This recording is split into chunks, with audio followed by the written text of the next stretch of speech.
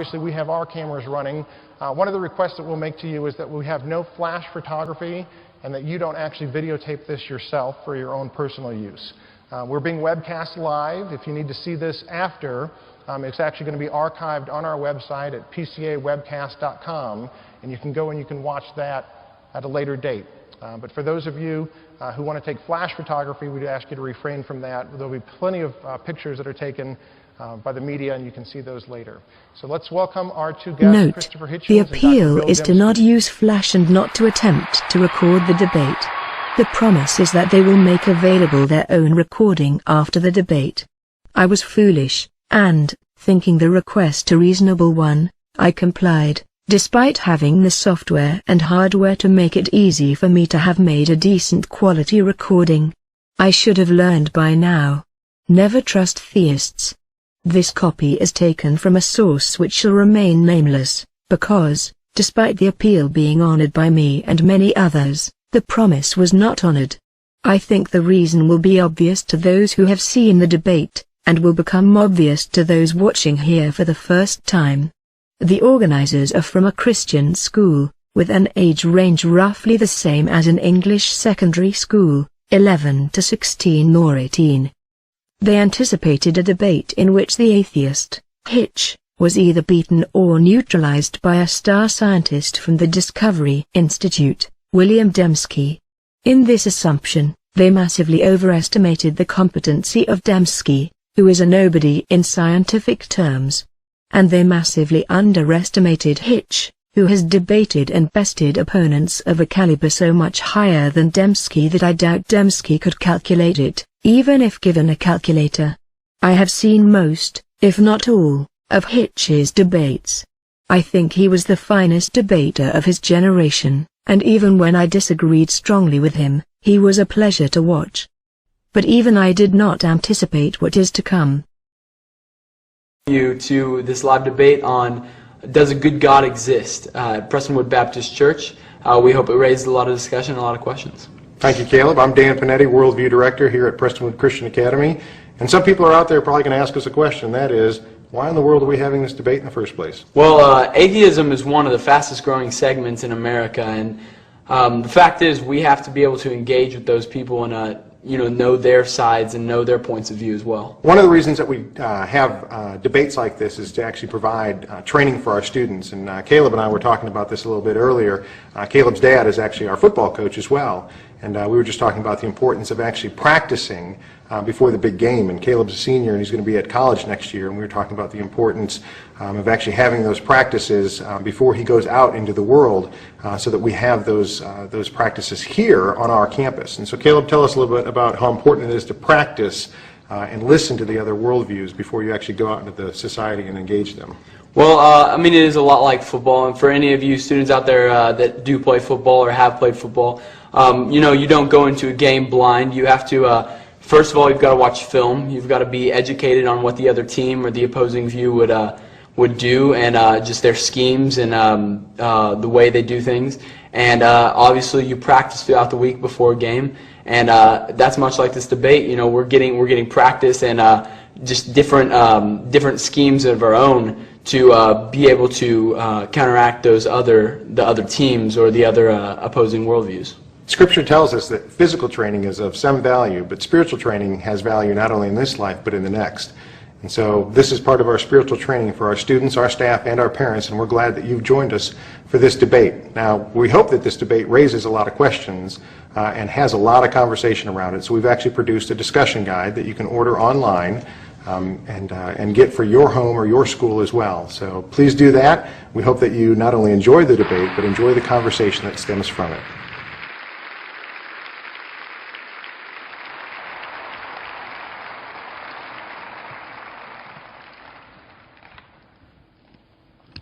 Thank you for an extremely handsome, generous introduction, during which I began to feel like, as I surveyed the audience also, and having been listening to your music, a bit like a Daniel being introduced to a den of, I'm sure, very charming lion cubs. A different experience from my common one. let's get straight to it because time presses.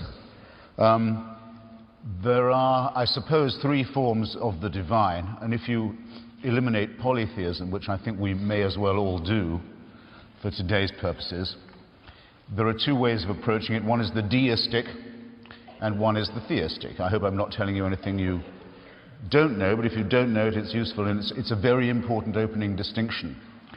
There are those, there have been those, among them were many of the founders of our great republic, in particular Mr. Thomas Jefferson, who were not Christians, but who were deists.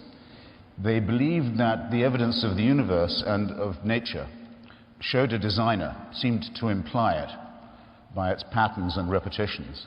A very, very common usage in those days was that of the watch, which later turns up in Mr. Paley's Natural Theology, which for many, many years was the central Christian text in the argument for design. He says very simply, if you're an Aborigine and you're walking along a beach and you find a pocket watch ticking away, you don't know what it's for. You have no education that would enable you to judge its purpose, but you can tell it's not a rock, and you can tell it's not a vegetable, and you can tell it's been made by someone for some purpose.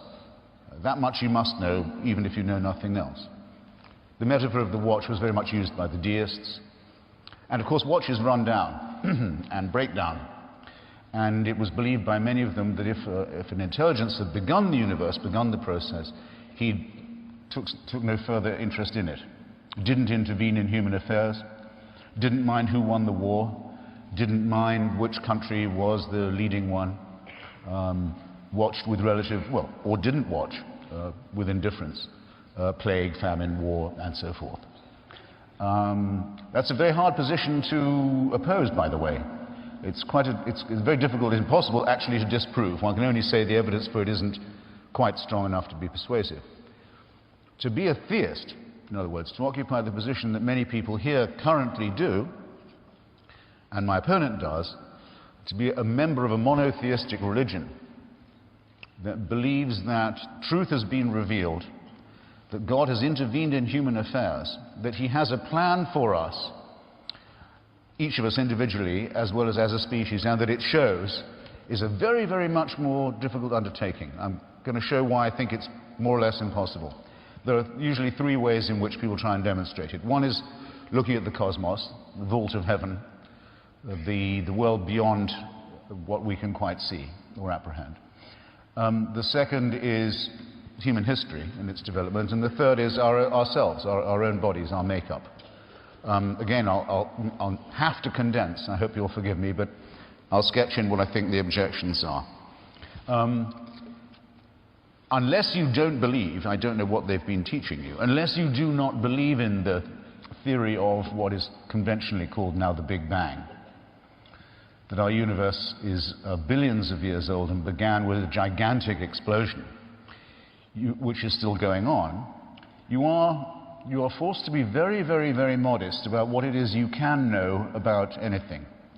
What preoccupies most scientists now is not how much they know compared to 50 years ago, though that is enormous as a difference, but how little they know compared to what they're finding out. All these conclusions are very tentative, but minimally they must involve this. For a few milliseconds, really, of cosmic time, our species has lived on one very, very small rock in a very small solar system that's a part of a fantastically unimportant suburb in one of an uncountable number of galaxies. And that every second since the Big Bang, every single second, a star the size of our sun has blown up, gone to nothing, swelled up, shrunk into what's called a dwarf and disappeared. And that the matter of which we are made, cheer up by the way, you are all made of stardust, which is a good way of thinking about yourself, but that's the price of that stardust. And every second I've been speaking, another of those suns has gone out. And indeed, physicists now exist who can tell you the date, more or less the exact one, on which our sun will follow suit. So the old Christian revivalists who used to stand on the street corner with signs saying, "Repent, the end of the world is at hand," were in their way right. We know when it's coming to an end, and we know how it will be. But and we know something even more extraordinary, which is that the rate of expansion of this explosion we're living through is actually speeding up. Our universe is flying apart further and faster than we thought it was. Now, I don't know about you, but I find it, and everyone who studies it professionally finds it impossible to reconcile this extraordinarily destructive, chaotic, self-destructive process, to find in it the finger of God, to find in that the idea of a design. And that's not just because we know so little about it. It's because what we know about it that's essential doesn't seem as if it's the intended result brought about by a divine, benign creator who loves every single one of us, living as we do on this tiny rock in this negligible suburb of the cosmos. So, again, good luck if you want to, but if you're looking for God in the first instance, those are the difficulties you'll have to begin to encounter. If you want to take human history as a vindication, again, I'd urge great caution on you. And I'll take a non-Christian example, if I may, though I think in all cases it's a big mistake to think that your own cause, or your own country, or your own side has God in its corner. For one thing, it commits the sin of pride, which I know you've been warned against, what the Greeks call hubris.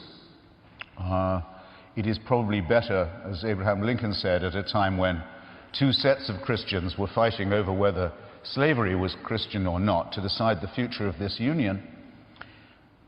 Abraham Lincoln, who was also likewise not a Christian but a deist, if he was anything, said it might be more useful to find out if we are on God's side than whether he's on ours. But the temptation to enlist the cause of a good God is very strong.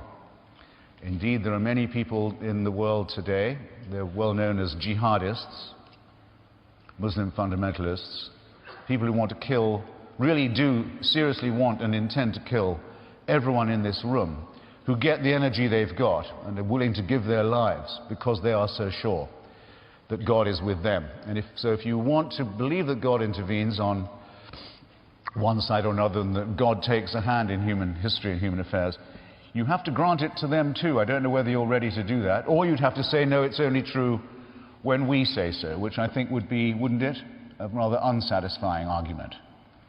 I'll take the Christians nor the Jews but the Muslims.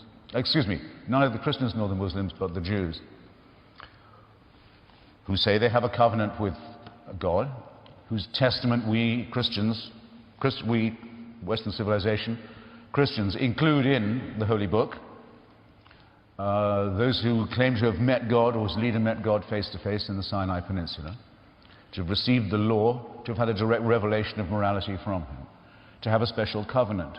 Now, let me just say briefly what the problem with that has been for the Jewish religious leadership. About 10 years before I was born, about 50 to 60% of the Jewish people of Europe were put to death in disgusting ways by mass murder, gassing, immolation. In Christian Europe in the middle of the 20th century. And many people wondered how God could permit this to a people who he had made a special relationship with. And many people left the synagogue as a result. They stopped going. The Jewish people are in their majority now post-religious, secular, very largely for this reason. And some rabbis were bold enough to say, no, there is a reason for this. You fell away from God and you forgot Israel, you forgot Jerusalem. It's a punishment for exile, it's a punishment for inattention to the covenant. Many people who'd seen their children burned alive said, I'm not listening to this, I'm leaving the religion. And many rabbis went quiet, thinking perhaps they shouldn't come up with any too instant explanation for such a fantastic human disaster and human crime. And they waited, and then the Israelis won a war in 1967 which got them back control of the holy places in Jerusalem. And then the rabbis blew the ram's horn again and said, no, we should have waited. Now we see the finger of God. It was all to drive us back to Palestine, where we should always have been, and to make us the owners of Jerusalem. Now we see what the design was. Well, I dare say you read the papers and watch the news. There isn't a single Israeli now who isn't wondering whether the victory in that war and the conquest of those holy places wasn't a disaster, hasn't led them into a terrible trap of endless war and confrontation in the Middle East, where their own hubris, their own occupation of other people's territory and holy places has led to a terrible impasse. There. Food, I hope, at any rate for thought. Probably the most I can do today is sow a little doubt and suggest a bit of reading. Then, our bodies. Well, again, I don't know what they've been telling you about Mr. Darwin and about where we come from and our kinship with other animal species, but I consider it a fairly settled question that our resemblance to other primates isn't exactly accidental. It's now possible to measure, in fact, in chromosomes. We are perhaps half a chromosome away from the chimpanzee, our nearest relative. All of you, when you were being born, when you were within your mother's womb, grew a coat of hair about 4 months in, and then shed it again. You don't need it anymore. All of you have an appendix that isn't needed any longer for the kind of digestion that you do. All of you have the same teeth. That's why you have to work on your wisdom teeth so much, and other things for the kind of diet other primates used to have to live on. All of you bear what Charles Darwin himself at the end of Origin of Species calls the unmistakable stamp of our lowly origin. You're a mammal, a primate. Take heart, primates can do, capable of very great things, but we are adapted to an environment, the African savanna, which we abandoned. Why did we abandon it? Because if we didn't abandon it, we were going to go extinct. There was such a climate crisis in Africa all those thousands of years ago that the tiny tribe that was then us made the very smart decision to move north and out and away. It's reckoned by the National Geographic, I recommend you look this up, that the human species was down to less than 2,000 or 3,000 people at that point. And if it had not made this move, would have gone the way of, mark this figure, would have gone the way of 99.8%. 99.8% of all other species that have ever existed on this planet and gone extinct. Now, I just rub that in once more. 99.8% of all the forms of life ever to appear on this terrestrial globe are gone, wiped out. And it was nearly us. And this doesn't, to me, give the evidence of a design, of the finger of a god of any kind, let alone one who wishes us well. It rather suggests to me that nature and the world and human life are a struggle. You'll tell me when I've got, won't you, sir? A minute or two. Give me a wave.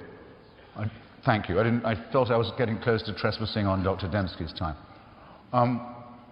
Now, incidentally, it's really worth your time to write off to the National Geographic. They'll send you back a kit. You scrub the inside of your cheeks, put it in a solution, send it back. They will show you a map of where your ancestors came from in Africa and at what time and what route they took to get to where you are now. It will be very eye-opening. I strongly suggest you do it. While I have your attention, I also suggest on the matter of evolution that you read a book by Dr. Francis Collins called The Language of God. Dr. Collins, as you may know, ran the Human Genome Project, which analyzed our kinship with other animals, and we now know the whole extent of our genetic code and ID, including the messy gaps in it that are Dr. Dembski's speciality, and brought this in ahead of time and under budget, and is the greatest student of DNA and stem cells and all that go with it who we have amongst us. I would say the greatest American living physician. I am prejudiced. He's a great friend of mine. He's also been a great help to me in my current illness. He's a great American. He's also a great Christian. That's why I recommend him to you. A very strong and believing Christian. And the chapters in his book, The Language of God, that tell you, don't waste your time not believing in evolution. Don't let anyone tell you it didn't take place. Nice, simple, clear, brilliant chapter. Is a chapter you are not educated if you have not read. I'll close and say, because I've got only a minute, why wouldn't I believe in this? Why might one not want to believe in it, even if it could be true? Because my view is that it's not only not true, but it's probably a good thing it isn't. Why is it not a good thing? Because I don't think it's healthy for people to want there to be a permanent, unalterable, irremovable authority over them. I don't like the idea of a father who never goes away.